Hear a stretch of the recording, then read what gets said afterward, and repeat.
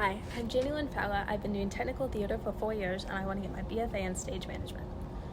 I chose a cue script, blocking, and rehearsal report example for my portfolio because I thought they were the most crucial to a stage manager's job, but I have lots of other paperwork examples on my website that is linked to my written response. For my cue script, I know it's not the traditional method, but I find color-coded dots really easy to follow, especially in sheet music. The dots are color-coded to easily find specific cues, and I write everything all the way out to make my life easier and to make sure I'm not spending time translating things in my head. This way, I can just say everything in the exact same way for every run.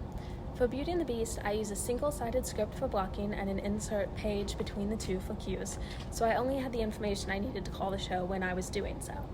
And just to keep everything really clear, I make page turns easy to do by cutting off the corner of the insert page, although for the current show I'm using a digital script and I'm going to try the traditional method of writing cues in the actual script or score page instead of to the side.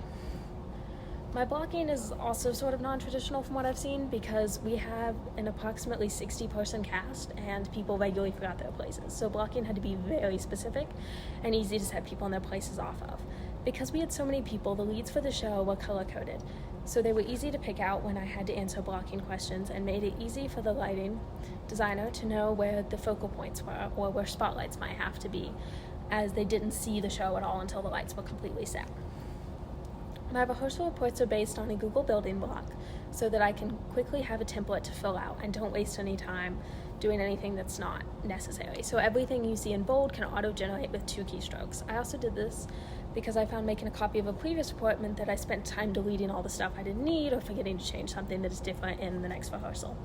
Tech notes used to go in my rehearsal notes, but because I'm the production manager for Legally Blonde and I was struggling to get people to read my notes, I now leave them out and just put them in our weekly production meeting slides, which seems to work better.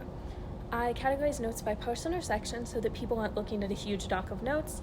They can simply look at what's relevant to them, so it's more convenient and it encourages people to actually read the notes that I put out. As important as all this paperwork is, the most important piece of paperwork to me is actually cast notes. For every show I stage manage, I write a personalized index card for each person involved in the production. This makes people feel valued, and I've had people say that they've never had anyone tell them something specific that they like about them.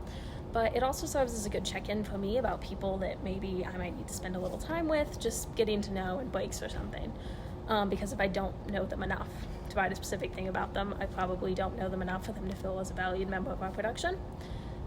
And just that they can communicate with me about things. Stage management is a lot of work, both planned paperwork and unplanned problem solving, but it's the most rewarding thing I've ever done and provides a type of eustress that I need in my life. It's something that brings me an amazing amount of joy and fulfillment and has taught me valuable life skills. I would love to be given the opportunity to continue stage management and deeply appreciate you taking the time to consider me for your program. Thanks.